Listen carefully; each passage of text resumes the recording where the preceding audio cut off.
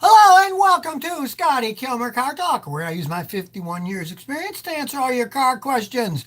You want real answers from a real mechanic who isn't sponsored by anyone except for the truth? You're at the right place. Just go to the live chat, ask your questions there. I pick the best ones and answer them. The first question is Lubo Beast BG. Scotty, what do you think about Russian Soviet made Ladas? Well, I know quite a bit of them because I used to live in Canada. Now, the Russians, they started in 1970 and they made the Ladas, which were basically a copy of a 1966 Fiat 124. So they were basically copies of a car that wasn't that great to begin with.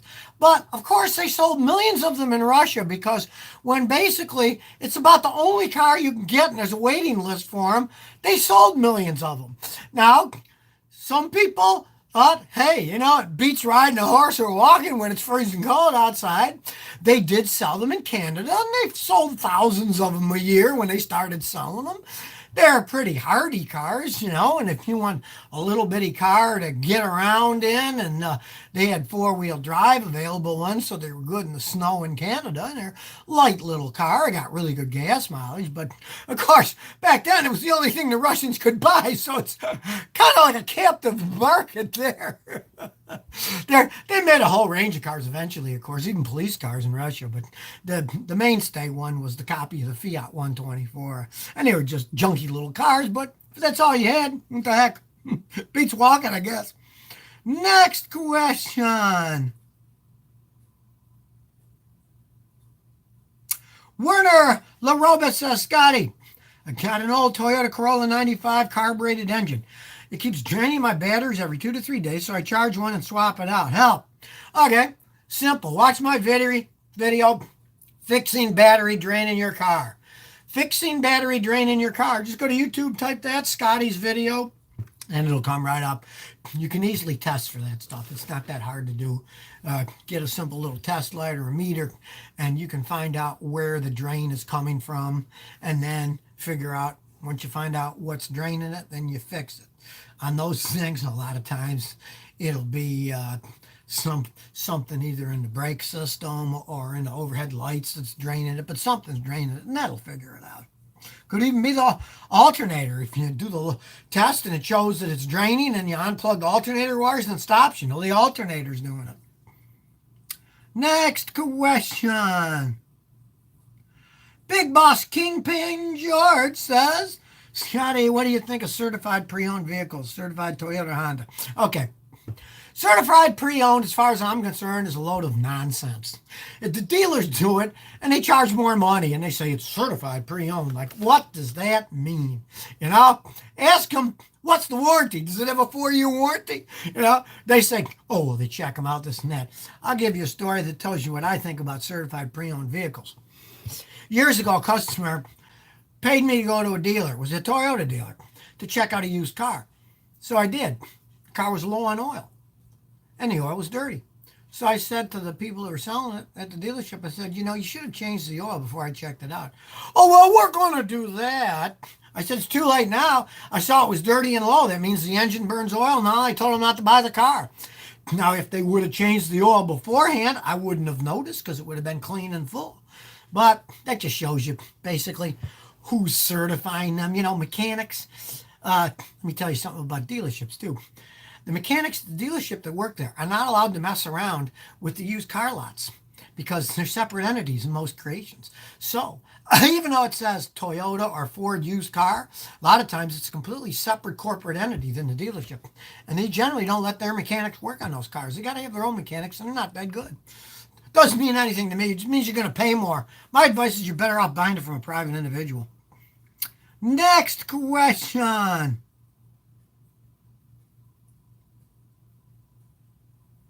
Alex Press says, what do you think about the Hellcat? Oh, they're screaming cars to drive. I drove one once on a test track. Whoo-wee, that thing was fast. It had 700-something horsepower. They're really fun to drive. Of course, that said, they get horrendous gas mileage. Your insurance is going to cost you a small fortune. And they do have a relatively low resale value because guys tend to beat the heck out of them. So they tend to kind of fall apart as they age. And then they're not worth that much until they're really older. But if you got a whole bunch of money, you want to buy a brand new one or buy one that's got low mileage. They're a lot of fun to drive, I'll say that. Next question. Bill McNeil says, I got a 94 Jeep 4-cylinder. It needs a CPU. Can a 6-cylinder CPU work? No. The computer is set up for a particular design of car. If it's a 4-cylinder, it's set up for a 4-cylinder. If it's an automatic, it's set up for an automatic. If it's a standard, it's set up for a standard. If it's a 6, it's set up for a 6. If it's an 8, it's set up for an 8. You can't just swap them because the computer programming are set up that way. And that's a 94. And it's so old, you can't reprogram them. The new ones, you can have it all erased and reprogrammed. A lot of those would work. But that's not even reprogrammable. It would not work. Don't try it. You got to find one from a 4-cylinder one if you want it to run right. Next question. Juan Navarro says, what do you think of a 95 Toyota Tacoma? Just purchased one with 171,000 miles for $1,500. It runs great. Those are probably one of the best small pickup trucks ever made. Probably the absolute best. But for a few years round about then, Toyota screwed up with the frames. And the frames would rust. And so what you want to do is look under there. And if you go under and you see both sides of the frame, under the driver's side and under the passenger side, hit them with a hammer. And if they're not rusted and pieces don't flake off when you hit it, it's fine. If they are rusted, well, then eventually you're going to have to replace the frame, which costs a small fortune. Although I did have customers get completely new frames from Toyota when they had them. But check the frame first. Some of them rusted and some of them didn't. If it did, then you're kind of screwed because it costs a lot more than $1,500 to replace a frame on a vehicle. Next question. Carl9212 says, what do you think of a 2013 Toyota Yaris LE with 79,000 miles? Are these little guys reliable? Well, they're relatively reliable, but realize that the Yaris is really more of a Mazda. It's a Mazda engine that's in that thing. Toyota didn't make the engines. They used Mazda engines. And they're okay. They're nearly as reliable as Toyota engines, but they can be okay.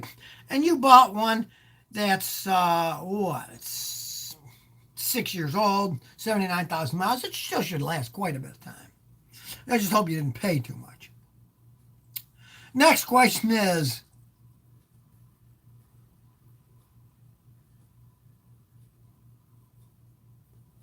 1 Corinthians 13. Scotty, how do I fix a 98 Chevy Prism that clicks each time I pump the gas? Check engine light has come on, the code PO446 has popped up. How do I fix it? Okay, first thing you want to do is get some throttle spray cleaner. Clean it all. Clean the throttle. Clean the cable. Get some spray cable lube. I'm a biker. I love motorcycles, so I use a can of lube for cables around because motorcycles have clutch cables and brake cables and throttle cables, and I always lubricate them so they don't rust and fall apart. Try that. That might fix the whole thing. If it doesn't, then you might need a new throttle assembly, but usually cleaning and lubricate them can fix them. Next question. Ernesto Flores says, Scotty, what do you think is the best minivan in the market right now? Toyota Sienna, bar none. I got customers at 500,000 miles on those things with original engines and transmissions. They really are the best.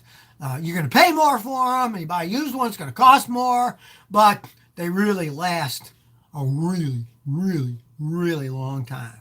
It's the same V6 engine that they use in the Camry and their pickup trucks and stuff. It's tried and true, and it can run forever. You can't beat it. Now, if you want a lower priced one, you can get a Ford minivan. It's not going to last as long as the Toyota, but you're going to pay a lot less for it. It all depends on how long you want to drive it, how much you want to pay for it. Next question. Well, Wooter says, Scotty, I drive a new Hyundai Kona 2018. Why are the cars so poorly painted on the inside? Yeah, Korean cars, hey, they've always been known as being a little bit on the junky side. Now, they're not as bad as a lot of those Russian cars. I mean, those are really cheaply made. But they just, the cheaper ones, they're not putting that much money into them. They're not finished that well. Uh, they're selling them low, and that's what you get. You get a low price car. Now, I mean, they're little, they can still last a while. They're not going to last like a Toyota or a Honda, but they're not finished all that well, the cheaper ones. Now, the higher end ones are much better. I got customers with the V6 high end ones, and they run fine and everything. And, like I said, they don't last as long as a Toyota or a Honda, but the high end ones aren't that bad. They're pretty, a lot of them have luxury leather interiors, but those cheaper ones, they're just cheaply made. They're a cheap car, one of the lowest ones out there. Next question. Matthew B says, what do you think about older V8 Chevy Silverados, maybe around the year 2003? I'd go even earlier myself.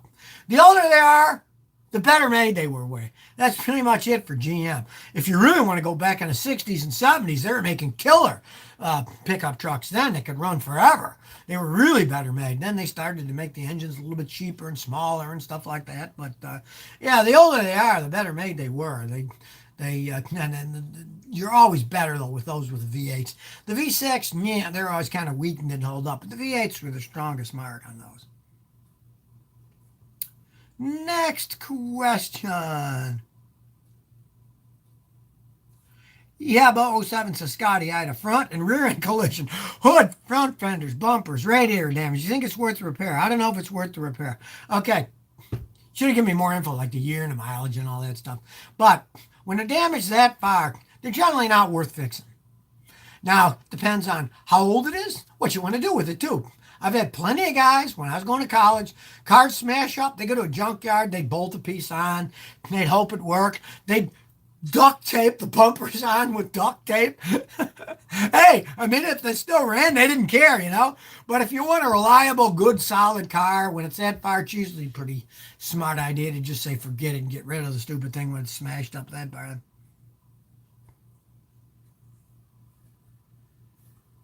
Next question. Mark McDonald says, Scotty, the battery light in my 2014 Ford Focus won't go out. I changed the battery, and it runs about 13.5 volts while I'm driving. What else could be wrong? Okay, here's the thing. 13.5 volts is perfectly fine, but alternators also put out amperage, and it could be it's low on amperage. Find a guy like me that can load test it. It takes me 4 minutes to load test it on the car. Could be the alternator's just weak, not putting out enough amps. If it's not that, it would be that there's a wiring problem somewhere that's warning you that it's not charging when it actually is. And that you could ignore. But the first thing you want to do is have the alternator load tested. And really, around here in Houston, even the auto zones do it for free. They load test your battery and alternators in the parking lot for absolutely nothing. Next question. Zaya Melville says, what do you think of 2016 Dodge Dart? Bought mine. It's turning off while I drive it. Dodge says it's an engine oil consumption issue. What's your opinion? Well, realize when I was a kid, they had Dodge Darts. And some of them, they were an economy car, but some of them, they muscled them up, put V8 engines in them. They have nothing to do with those old Dodge Darts. The Dodge Dart you're driving is basically a Fiat, and Fiat makes pretty junky cars. And they consume oil because the engines aren't that well built. I mean, you own it, you got screwed. It's only 3 years old. You're not going to get anything if you might as well keep driving it. If you get sick of it, sell it, yes, but you'll lose your shirt. So you might as well drive it a few more years. And then the next time, get yourself a Toyota or Honda and forget Dodge. They make junk. Next question.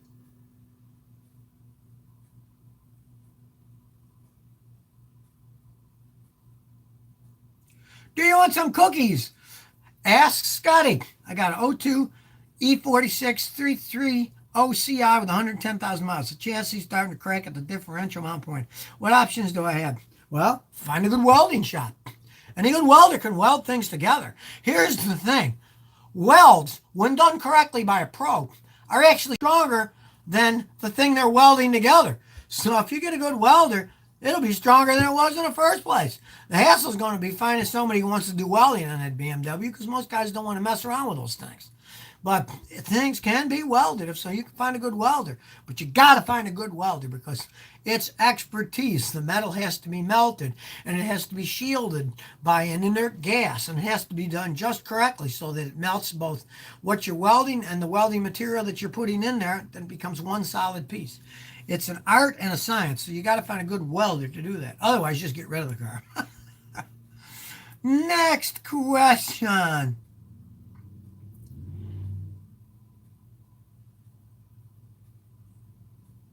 Time will tell, says Scotty.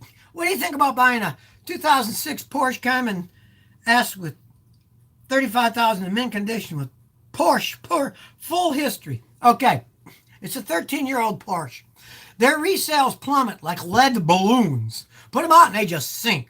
So if you get it cheap enough and you want a toy to play around with on the weekend, go right ahead. They can be fun. But don't by any stretch of the imagination think you're going to pay a whole bunch of money for it and it's going to be a reliable car because they aren't as they age. They're endless money pits. That's low mileage, and it doesn't matter about the mileage. The resale value is nobody wants to buy those things because somebody's selling one like that that's 13 years old. You get no warranty. You pay practically nothing for those cars. I got guys that buy those things all day long for $4,000, $5,000, $6,000. And what do they care? They're not gambling with much and they can have fun with them. But don't pay much for one of those things if you decide to buy it. Next question.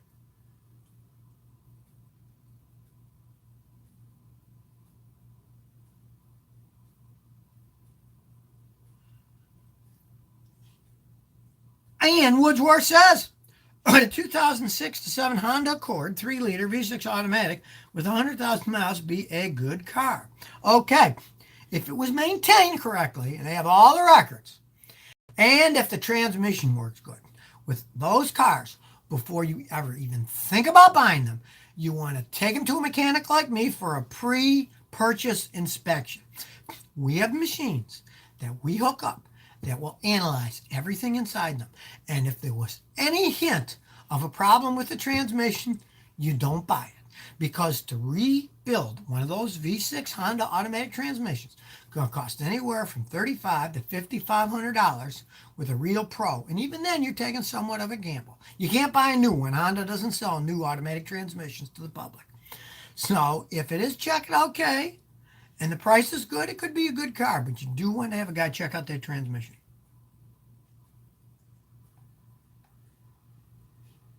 Next question. Sander Lewis says, Scotty, I'm considering getting either a 2002 Saab 9.3 Vigan or an '05 Nissan 350Z in my next car. Thoughts on these cars? Well, if you got a choice between those two, get the Nissan 350Z. Those are pretty well-built sports cars. Now, they get a little high-tech and a little expensive as they age, but if it's a standard transmission, yes, they're really strong. Now, if it's an automatic, I wouldn't buy either of those cars. I would never buy a Saab. The company went bankrupt years ago. Their cars are impossible to work on, require super expensive parts. The only way you could even think about buying a car like that is if you live in Sweden. If you live in Sweden, from what people tell me there's still parts are readily available and they still make them. And there's Swedes that are nuts about car because it's their homeland car and they fix them for a reasonable price. But anywhere else, do not buy a Saab. Next question.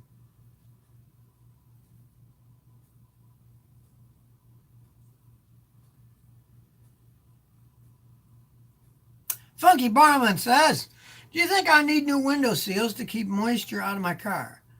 And my turn signals don't work when the car lights are on. My wiper motor went out, so did the washer fluid reservoir. Okay, well, one, you got a wiring problem.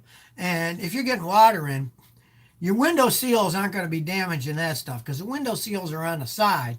And all the controls for the turn signals and the wipers, they're all in the dash. So the water coming from window seals, that isn't going to go that. Now, if you do have water coming in from your windshield in the front, unfortunately, the only way you can fix that is you got to pull the windshield out and reseal it. You can't put extra seal on the outside because that's not how they work. When they build cars, the frame is naked where the windshield goes in. Then they put glue the whole way around, and then they fit the glass over it. And if it does go bad and leak, you got to pull the whole thing out to fix it, or it'll still continue to leak. And whatever's leaking, if it's affected your wiring, you got to go under there. And sometimes the modules get shorted out. Sometimes the wiring connectors, when you uncollect them, you'll see they're green. That means they're corroded. You can clean them all off and put some dielectric grease so they don't corrode anymore. And be lucky if it was just something like that, a little corrosion. Next question. Jake Jordan says, Scotty, do you like beer? I like a beer every now and then. I go more for the German Pilsner styles myself. Although I was in England recently, and they had some pretty good beers there. And they always laugh about, oh, the English drink warm beer. What a load of hooey. Their beer was just about as cold as it is here. They usually just store it in the cellars. But I noticed a lot of the pubs that I was at, they had refrigeration units in them too. So that's a bunch of nonsense on that, you know. I mean, yeah, I like having a beer now and then. Not too many of them, but I'm actually more of a rum man. I'm a rum aficionado. Best rum I ever had in my life, I got the British Virgin Islands, the Tortola, these Rasta guys with those big dreadlocks on it. They had a place that had been there for 200 something years. Oh my God, it was $7 for a bottle of rum. Even my wife drank it straight. It was so great. It was unbelievable rum. When they used to make them in small batches, rum was really something. I mean, it really has a distinctive taste. The modern corporate ones are garbage as far as I'm concerned. It's probably the same way with beer. I imagine you went to Germany, to places that made their own. It's probably fantastic. Next question. Jonathan G says, Scotty, my '02 Ford Taurus sometimes shakes a lot when it idles. Then it turns off. What's the problem? Okay. When they shake a lot and then stall. They can shake a lot with broken motor mounts, but that's not your problem because that doesn't make them stall. They just shake. Yours is stalling for a reason. A lot of times they have vacuum leaks. You'll hear air sucking when you open the hood with the engine running. Check for vacuum leaks. Now, if it's not a vacuum leak, a lot of times the throttles get dirty, the MAF sensors get dirty. I have a video to fix that. You could try that. It's called Make Your Car Run Better with a Little Spray Cleaner. Just type that in YouTube. You'll see my video. 2 cans of the spray cleaner cost like $14 combined, and follow it. It shows you how to clean it all. A lot of times they'll stop it from stalling out when it's idling. Deplorable says, Scotty, can you run regular unleaded in a Lexus? Well, I have for a really long time. Yeah, most Toyotas are normal compression engines. They're made for regular gas. Some of the fancier ones say always run on high test gas. Half of that is snob appeal because, no, it's a luxury car. It needs luxury gas. Well, here's the thing. If you have a really high-tech modern car, you can generally run on any gas you want. As an example, I had a Ford Mustang with that EcoBoost 4-cylinder engine. And if you ran on a high-test gas, it had like 315 horsepower for a 4-cylinder engine, which is a lot. But it even said in the manual, you can run on regular gasoline, but then you only get like 260 horsepower. So you lose horsepower. But in the modern cars, the computers can compensate for the octane rating in your car, and it doesn't hurt anything. So on most Lexuses, you can run them all day long. On regular, you might lose a little power, but it isn't going to hurt anything. Next question.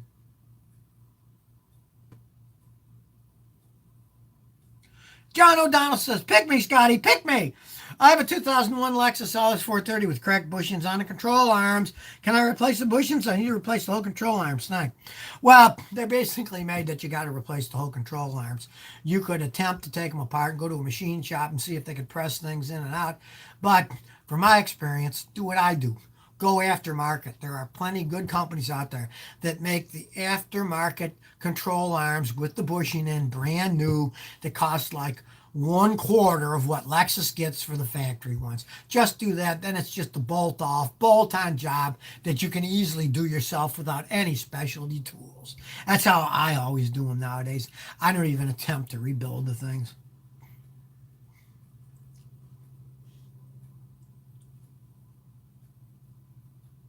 Next question. Benjamin Sedwin says, Scotty, love the videos. Sis is in the market for a used hybrid. How does a Ford Fusion compare to a Toyota Prius in terms of reliability? Okay, Here's the thing. The Ford Fusion Hybrid, the general running of that thing is the same as a Toyota Prius. They use the same Atkinson cycle engine and they use the same electric motor and the same battery pack that's made by Panasonic. So they're relatively similar vehicles. It's a toss-up for what you want. I'm not a fan of buying used hybrids because they can get really expensive as they age. But if you buy one that has well under 100,000 miles, you probably won't have any problems. But don't go buying one that's got 150,000 miles on it because you're going to put a lot of money into it as it ages, from my experience, whether you buy the Ford or the Toyota Prius. Next question.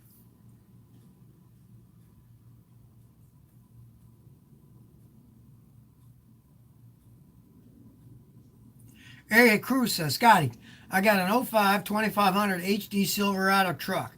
My truck doesn't hold itself up on a small hill. What could it be?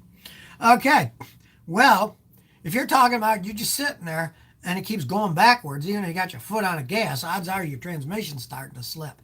That's the most common thing.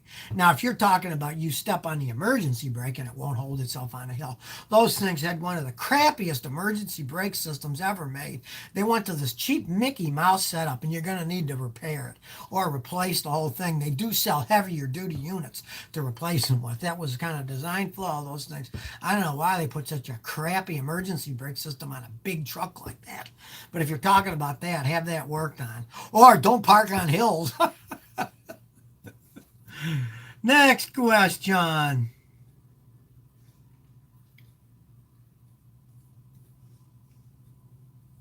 Dylan Vaughn says, Scotty, I saw the video where you said not to use additives in your gas.